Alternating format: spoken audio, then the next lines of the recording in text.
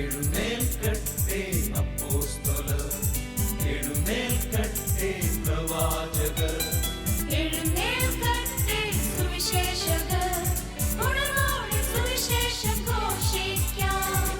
ഭാരതം ഉണരണം, യേശുവിൽ വളരണം, എന്നെ ഉപയോഗിക്കൂ നാഥാ, എന്നെ ഉപയോഗിക്കൂ നാഥാ.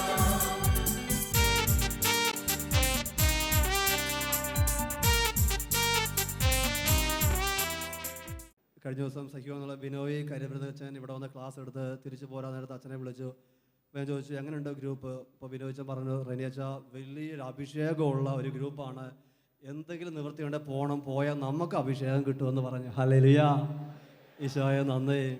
ഇവിടെ വന്ന് ബലിയർപ്പിച്ചപ്പോൾ ബിനോയച്ചൻ പറഞ്ഞത് സത്യമാണെന്ന് അച്ഛൻ സ്ഥിരീകരിക്കുകയും ചെയ്തു. വളരെ തുറവിയോടെ പരിശുദ്ധാത്മാവിൻ്റെ കൃപ നിറഞ്ഞ ഒരു ഗ്രൂപ്പ്. ഹല്ലേലൂയ, ഈശോയെ നന്ദി. അച്ഛൻ കുർബാനയുടെ ആമോദി പറഞ്ഞു. ഈ ദിവസങ്ങളിൽ മൊബൈലിൽ പല സുഹൃത്തുക്കളും അയച്ചു തന്നൊരു ഫോട്ടോ, നേപ്പാളിൽ ഒരു പെന്തക്കോസ്ത് പാസ്റ്ററെ കുരിശെ കെട്ടിയിട്ടിട്ട് ജീവനോടെ എണ്ണ ഒഴിച്ച് കത്തിക്കുന്നത്. ഇന്നലെ വൈകുന്നേരം ഇങ്ങോട്ട് പോരാൻ വേണ്ടി ഒരുങ്ങുമ്പോൾ വീണ്ടും വേറൊരു അച്ഛന്മാർ, ഒരു കൂട്ടരച്ഛൻ ഒരു മെസ്സേജ് അയച്ചു. അഫ്ഗാനിസ്ഥാനിൽ 24ഓളം മിഷണറി ഫാമിലികളെ അവർ കൊല്ലാൻ വേണ്ടി വിധിച്ചിരിക്കുന്നു, അവർക്ക് വേണ്ടി പ്രാർത്ഥിക്കണം. അടുത്ത ലിസ്റ്റിൽ ഹീലി ഹാൻസിൽ ശുശ്രൂഷയിൽ പങ്കെടുക്കുന്ന ആരുടെയും പേര് വരാം. ഹല്ലേലൂയ, ഈശോയെ നന്ദി.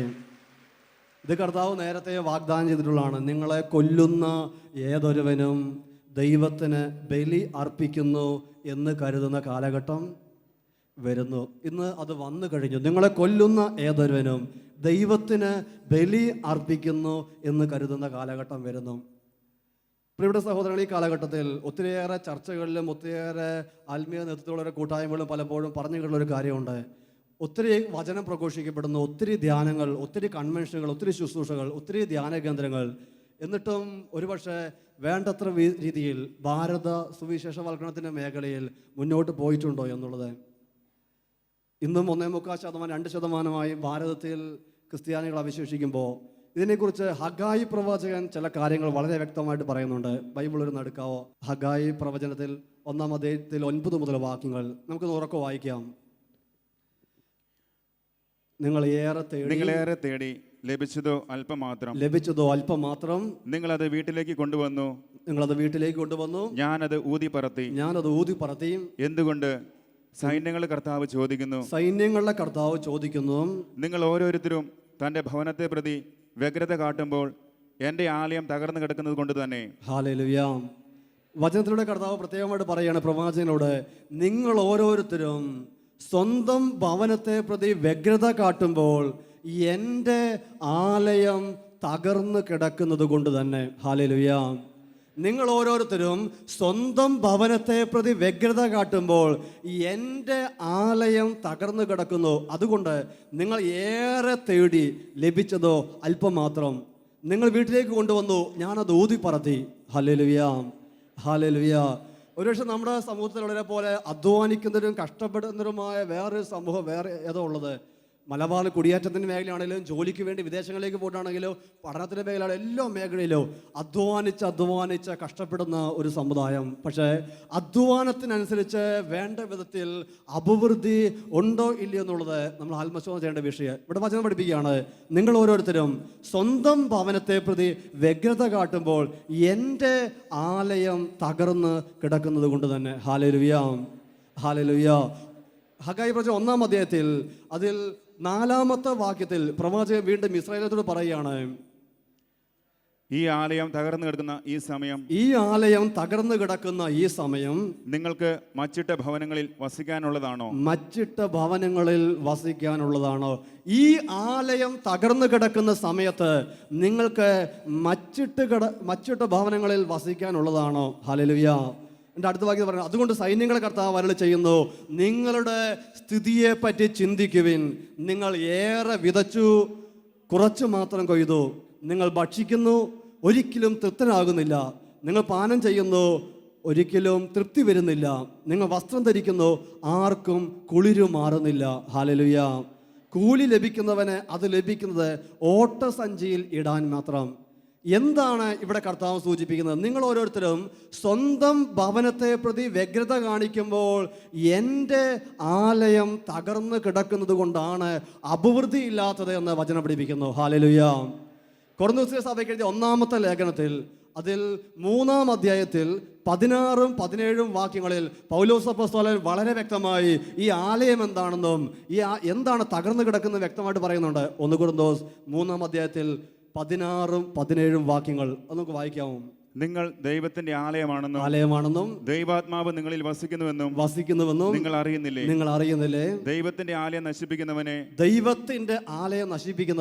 ദൈവവും നശിപ്പിക്കും. എന്തെന്നാൽ ദൈവത്തിന്റെ ആലയം പരിശുദ്ധമാണ്. ആ ആലയം നിങ്ങൾ തന്നെ. ഹല്ലേലൂയ.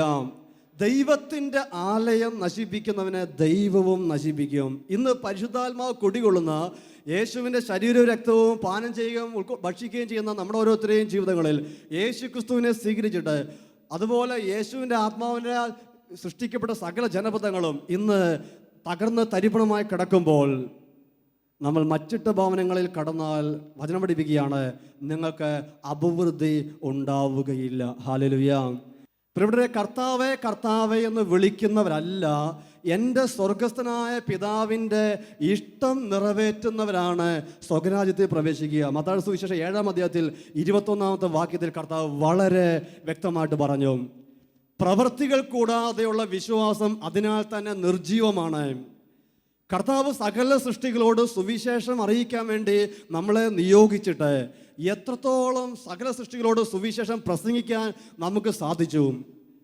ഓരോ വ്യക്തിയുടെയും ഓരോ ജോലിക്കാരൻ്റെയും ദൗത്യത്തെ വിലയിരുത്തേണ്ടത്, മാർക്കിടേണ്ടത് ആ വ്യക്തിയെ ഏൽപ്പിച്ച ദൗത്യം എത്രത്തോളം നിർവഹിച്ചു എന്നത് വെച്ചിട്ടാണെങ്കിൽ, സഭയുടെ ഏക ദൗത്യം സകല ജനപദങ്ങളോടും സുവിശേഷം പ്രസംഗിക്കുക എന്നതാണെങ്കിൽ, വിശ്വാസം സ്വീകരിച്ച യേശുവിനെ രക്ഷകനും കർത്താവുമായി സ്വീകരിച്ച എല്ലാ വ്യക്തികളുടെയും ഏറ്റവും പ്രാഥമികമായ കടമ, ഏറ്റവും പ്രധാനപ്പെട്ട കടമ സുവിശേഷ പ്രഘോഷണമാണെങ്കിൽ, ഇത്രയും കാലം നമ്മൾ കർത്താവിന് വേണ്ടി ജീവിച്ചിട്ട് എത്ര പേരെ യേശു ക്രിസ്തുവിന് വേണ്ടി നേടി? ഇത് വളരെ പ്രധാനപ്പെട്ട കാര്യമാണ്. ഹല്ലേലൂയ. അജയ് കഴിഞ്ഞ വർഷങ്ങളിൽ തെരുവ് മിനിസ്ട്രിയുമായി ഡിവൈൻ കൂട്ടായ്മയൊക്കെ ബന്ധപ്പെട്ട് പ്രാർത്ഥിക്കുന്ന ഒരു സഹോദരിയെ കണ്ടുപിട്ടി.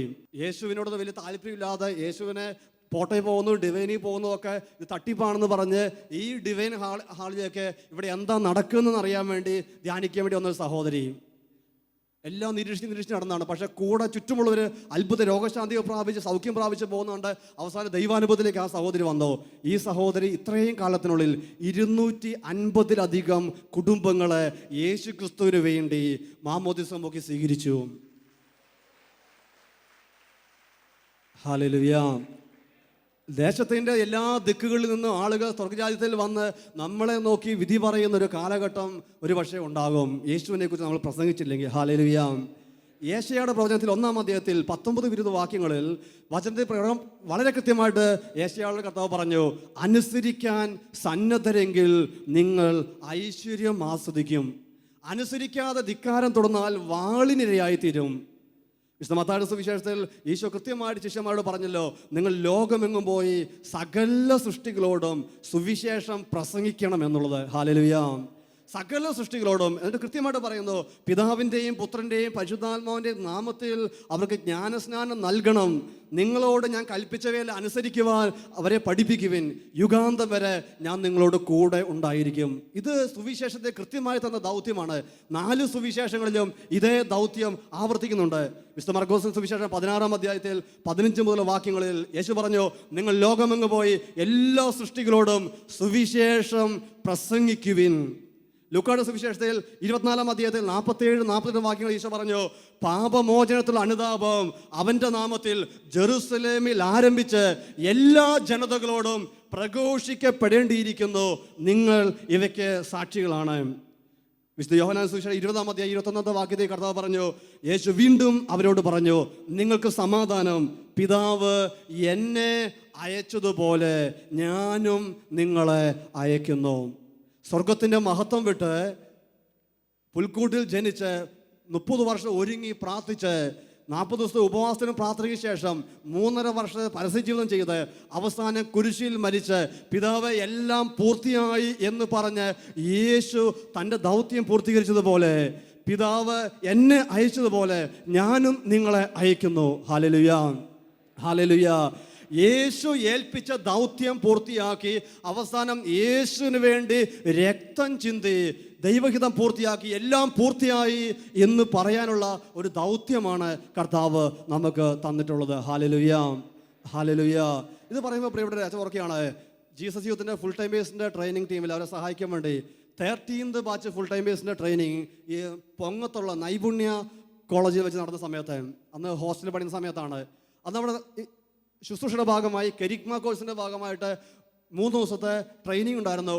ഉച്ചവരെ ഇരുന്ന് പ്രാർത്ഥിക്കും. ഉച്ച കഴിഞ്ഞ് ജംഗ്ഷനുകളിലേക്ക് വചനം പ്രസംഗിക്കാൻ വേണ്ടി ഈ യുവജനങ്ങളെ പറഞ്ഞു വിട്ടു. ആദ്യത്തെ ഒരു ദിവസം ഇവർ പോയി, 2-ാം ദിവസം പോയി. 2-ാം ദിവസം അങ്കമാലി ടൗണിൽ ഉച്ച കഴിഞ്ഞ് ഇവർ സുവിശേഷം പ്രസംഗിക്കാൻ വേണ്ടി പോയപ്പോൾ ഈ 2 പേരുടെ ഗ്രൂപ്പായിട്ടാണല്ലോ കെരിഗ്മ കോഴ്സ് ഗ്രൂപ്പിൽ പോകുന്നത്. ആദ്യം പോയ ആൾ പോയി വചനം പറഞ്ഞു 1 to 1 ഓരോരുത്തരെ കണ്ടുപിടി സംസാരിച്ചു. ആൾ തിരിച്ചു വന്നപ്പോൾ 2ാമത്തെ വ്യക്തി സംസാരിക്കാൻ വേണ്ടി പോയപ്പോൾ അങ്കമാലി ടൗണിൽ ആ പോലീസ് സ്റ്റേഷനിലേക്ക് അപ്പുറത്ത് 2 കടകൾ അടഞ്ഞു കിടക്കുന്നുണ്ട്. ആ കടയുടെ മുമ്പിൽ ഒരു മധ്യവയസ്കനായ വ്യക്തി ഇങ്ങനെ അവിടെ ആരും ശ്രദ്ധിക്കാതെ ഇങ്ങനെ കുത്തിയിരിക്കുന്നുണ്ട്. അപ്പോൾ ഈ ചെറുപ്പക്കാരൻ, ഈ GC യൂത്തിലെ ചെറുപ്പക്കാരൻ, ഈ 13th ബാച്ചിലെ ഈ ഫുൾ ടൈമർ, ആ വ്യക്തി ഇദ്ദേഹത്തിൻ്റെ അടുത്ത് പോയിട്ട് ഇങ്ങനെ കുറച്ച് നേരം കുത്തിയിരുന്നു. അപ്പോൾ ഞങ്ങൾ അപ്പുറത്ത് ശ്രദ്ധിക്കുന്നുണ്ട്. ഞാനൊന്ന് ബ്രദറാണ്, ഇവരോട് കണ്ട് കാര്യങ്ങൾ മനസ്സിലാക്കാൻ വേണ്ടി പോയിട്ടുള്ളതാണ്. അപ്പോൾ ഞാനെല്ലാം നിരീക്ഷിക്കുകയാണ്. ഇപ്പോൾ ഈ ചെറുപ്പക്കാരൻ അടുത്ത് പോയിരുന്ന ഒരു 10-15 മിനിറ്റ് കഴിഞ്ഞപ്പോഴേക്കും ഇവർ സംസാരിച്ച് തുടങ്ങി. ഒരു അരമണിക്കൂർ കഴിഞ്ഞപ്പോഴേക്കും ഇവൻ യേശുവിനെ കുറിച്ചും ദൈവസ്നേഹത്തെക്കുറിച്ചൊക്കെ പറഞ്ഞു. ഒരു കുറച്ച് കഴിഞ്ഞപ്പോഴേക്കും അന്ന് അങ്കമാലി ടൗണിൽ ആ കടയുടെ മുമ്പിലിരിക്കുന്ന ആ വ്യക്തി അവിടെ ഇരുന്ന് കരയാൻ വേണ്ടി തുടങ്ങി.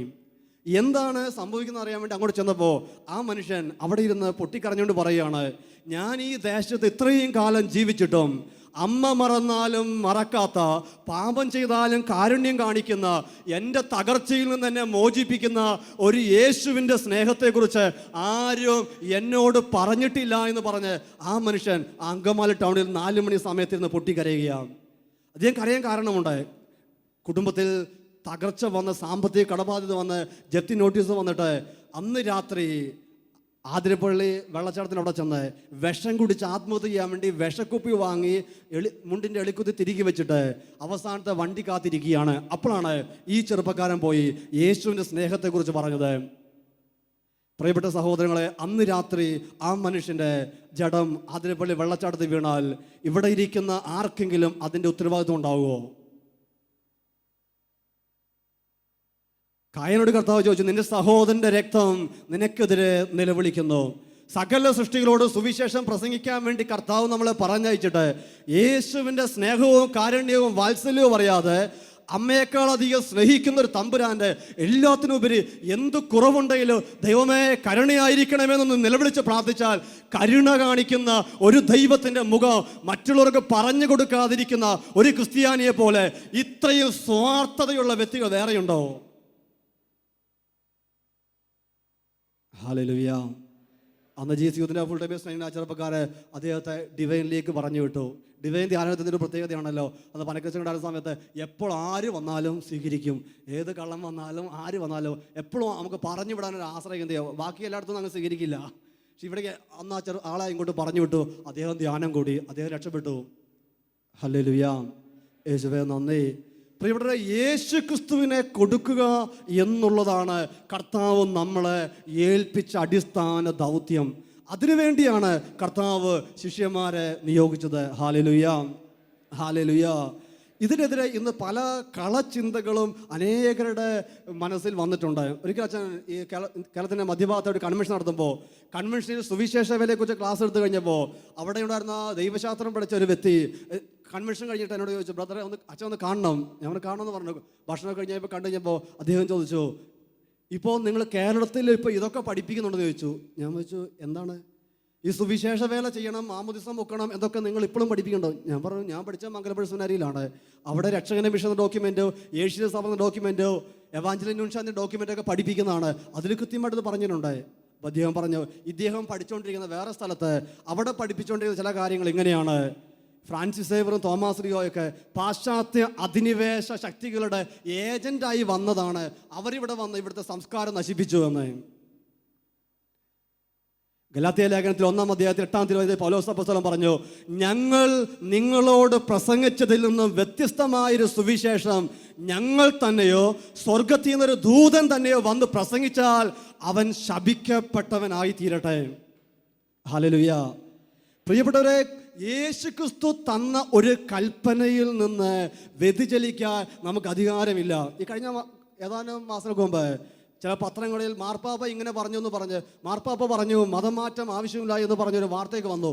ആ വാർത്തയുടെ ടൈറ്റിൽ മാത്രമേ ഉള്ളൂ, താഴെ എഴുതിയിട്ടുണ്ട് നിർബന്ധിത മതം മാറ്റം പാടില്ല എന്ന്. ഒരിക്കലും കത്തോലിക്ക സഭ നിർബന്ധിത മതമാറ്റത്തെ അനുകൂലിക്കുന്നില്ല. അത് നമ്മുടെ പോളിസിയല്ല. ഈശോ അത് പറഞ്ഞിട്ടില്ല. നന്മയും തിന്മയും നിന്റെ മുൻപിൽ വെച്ചിരിക്കുന്നു, നിനക്ക് ഇഷ്ടമുള്ള തിരഞ്ഞെടുക്കാം, പക്ഷെ മുമ്പിൽ വെക്കാനുള്ള കടമ നമുക്കുണ്ട്. Hallelujah, hallelujah. ഈ വാർത്ത പത്രമാധ്യമങ്ങൾ വന്ന സമയത്ത് അന്ന് പാലക്കാട് രൂപതയുടെ പിതാവും മണത്തോടത്തെ പിതാവ് ധോണിയിലുള്ള സെൻറ്ററിൽ ഞങ്ങൾ ടീമങ്ങളെ കാണാൻ വേണ്ടി വന്നു. അപ്പോൾ ടീമങ്ങൾ ചില ചോദിച്ചു, പിതാവേ മാർപ്പാപ്പ ഇങ്ങനെ പറഞ്ഞു എന്നൊക്കെ പത്രത്തിൽ വന്നല്ലോ, അത് ശരിയാണോ? അപ്പോൾ പിതാവ് പറഞ്ഞു, അത് വാർത്തയുടെ മുഴുവൻ ഞാൻ വായിച്ചിട്ടില്ല, എന്താ മാർപ്പാപ്പ പറഞ്ഞത് കൃത്യമായിട്ട് എനിക്ക് അറിഞ്ഞുകൂടാ. എങ്കിലും ഒരു കാര്യം ഞാൻ പറയാം, സുവിശേഷ വേല ചെയ്യരുതെന്നും മറ്റുള്ളവരെ മാമോദിസ മുക്കരുതെന്നും യേശുവിനല്ലാതെ വേറെ ആർക്കും പറയാൻ അധികാരമില്ല. ഇത് പറയാനുള്ള ചങ്കുറപ്പ് മണത്തോടത്തെ പിതാവിനുണ്ട്. ഹല്ലേലൂയ. അതുകൊണ്ടാണ് അദ്ദേഹത്തിൻ്റെ നേതൃത്വത്തിൽ അവിടെ സുവിശേഷ വേല ശക്തി പ്രാപിക്കുന്നത്. യേശു പറഞ്ഞ ഒരു കൽപ്പനയിൽ നിന്ന് മറുത്ത് പറയാൻ ഗലാത്യയിലെ പൗലോസ് പറഞ്ഞ, ഞങ്ങൾ പറഞ്ഞതിന് വ്യത്യസ്തമായൊരു സുവിശേഷം ഞങ്ങൾ തന്നെയോ സ്വർഗത്തിൽ നിന്നൊരു ദൂതൻ തന്നെയോ വന്ന് പ്രസംഗിച്ചാൽ അവൻ ശപിക്കപ്പെട്ടവനാണ്. Hallelujah, hallelujah. ഇന്ന് പ്രിയപ്പെട്ടവരെ, ഇന്ന് ഇതിനെതിരെ ഒത്തിരി കളചിന്തകൾ ഇറങ്ങുന്നുണ്ട്. അതിൽ ഒരു കളചിന്ത ഇതാണ്, ഇന്ന് സാഹചര്യം അനുകൂലമല്ല, അതുകൊണ്ട് ഇന്ന് സുവിശേഷ പ്രഘോഷണം വേണ്ട, സാക്ഷ്യ ജീവിതം മാത്രം മതി. സുവിശേഷം പ്രഘോഷിക്കേണ്ട, സാക്ഷി ജീവിതം മാത്രം മതി. ഇവിടെ തോമസ് ലിയ കൊടുങ്ങല്ലൂർ കപ്പൽ ഇറങ്ങിയിട്ട് കൊടുങ്ങല്ലൂരിൽ നിന്ന് പെരിയാറ്റിലൂടെ മലയാറ്റിൻ്റെ അതുവരെ വന്ന് മലയാറ്റ് മലമുകളിൽ വന്ന് ഒരു കൂടാരം ഉണ്ടാക്കി തോമാ ബാബ എന്ന് പേരും കൊടുത്തിട്ട് ആരോടും സുവിശേഷം പ്രഘോഷിക്കാതെ അവിടെ വന്ന് 25 വർഷം ജീവിച്ചു, 50 വർഷം ജീവിച്ചു. തോമസ് ലിയ അവിടെ തന്നെ മരിച്ചു പോയാൽ ഇന്നിവിടെ വചനം കേൾക്കുന്ന അനേകർ ഇവിടെ ഉണ്ടാകുമോ? ഫ്രാൻസിസ് സേവർ തൻ്റെ ജോലി ഉദ്യോഗം ഉപേക്ഷിച്ച് ഭാരതത്തിൽ വരാതെ വന്നിട്ട് സുവിശേഷം പ്രഘോഷിക്കാതിരുന്നെങ്കിൽ ഇവിടെ ഇന്ന് സഭയുണ്ടാകുമായിരുന്നോ? ഇവരൊക്കെ ബുദ്ധിയില്ലാത്തവരും നമ്മളെക്കാൾ പൊട്ടന്മാരാണെന്ന് ആരെങ്കിലും വിചാരിക്കുന്നുണ്ടെങ്കിൽ പ്രിയപ്പെട്ടവരെ, ഹല്ലേലൂയ, യേശുവേ നന്ദി.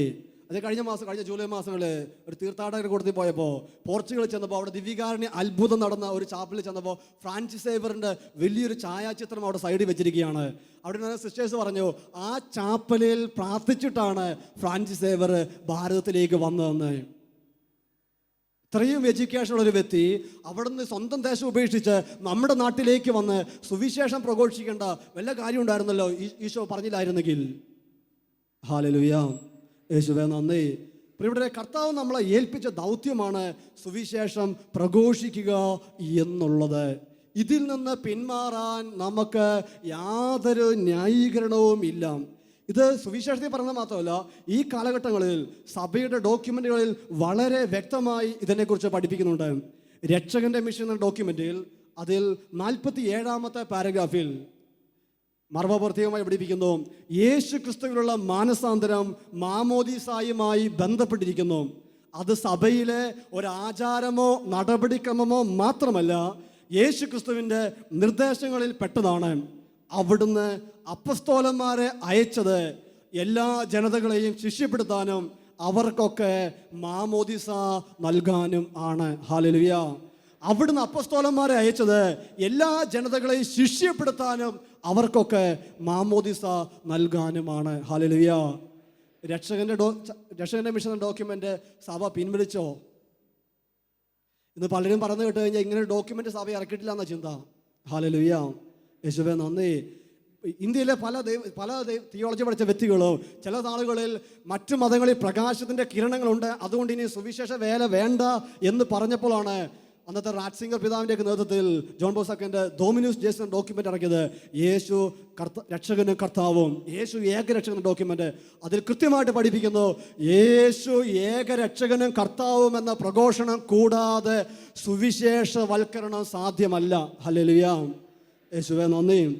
രക്ഷകന മിഷൻ ഡോക്യുമെൻ്റ് 34-ാമത്തെ പാരഗ്രാഫിൽ സഭ കൃത്യമായിട്ട് പഠിപ്പിക്കുകയാണ്, അക്രൈസ്തവരെ സുവിശേഷം അറിയിക്കുന്ന മിഷൻ സഭയ്ക്കില്ലെങ്കിൽ മിഷണറി സ്വരൂപത്തിൻ്റെ മുഖ്യമായ അർത്ഥവും അതിൻ്റെ പ്രത്യേക ലക്ഷണമാകുന്ന കർമ്മവീര്യവും നഷ്ടമായി പോകും. ഹല്ലേലൂയ, യേശുവേ നന്ദി. സാക്ഷി ജീവിതം എന്ന് പറയുന്നത് സുവിശേഷ പ്രഘോഷണത്തിന് പകരമുള്ള കാര്യമല്ല. സാക്ഷിയായി ജീവിക്കുക എന്നുള്ളത് ഓരോ ക്രിസ്ത്യാനിയുടെയും അടിസ്ഥാന കടമയാണ്. വചനമനുസരിച്ച് അവൻ ജീവിക്കണം. സ്കൂളിൽ പഠിപ്പിക്കാൻ വേണ്ടി പോകുന്ന ടീച്ചർക്ക് BEd വേണം, അല്ലെങ്കിൽ TTC വേണം, അല്ലെങ്കിൽ MEd വേണം. അതൊരു അടിസ്ഥാന ക്വാളിഫിക്കേഷനാണ്.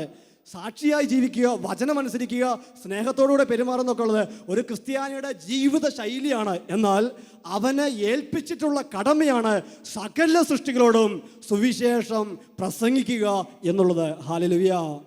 നമ്മൾ നന്നായി സാക്ഷിയായി ജീവിച്ചാൽ നമ്മൾ രക്ഷപ്പെട്ടു പോകും. പക്ഷേ നമ്മളിലൂടെ രക്ഷപ്പെടേണ്ട ആത്മാക്കൾ രക്ഷ പ്രാപിക്കണമെങ്കിൽ നമ്മൾ സുവിശേഷം പ്രസംഗിക്കുക തന്നെ ചെയ്യണം. Hallelujah, hallelujah. പ്രിയപ്പെട്ട സഹോദരങ്ങളെ, ചെറിയൊരു ശുശ്രൂഷയാണെങ്കിൽ പോലും തെരുവ് മിനിസ്ട്രിയുമായി പ്രവർത്തിക്കുന്ന ചേട്ടൻ ഒരിക്കൽ ധോണിയിൽ പ്രാർത്ഥിക്കാൻ വേണ്ടി വന്നപ്പോൾ കൗൺസിലിംഗ് പോയിട്ട് ആ ചേട്ടൻ വലിയ സന്തോഷത്തോടെ വന്ന് പറഞ്ഞു.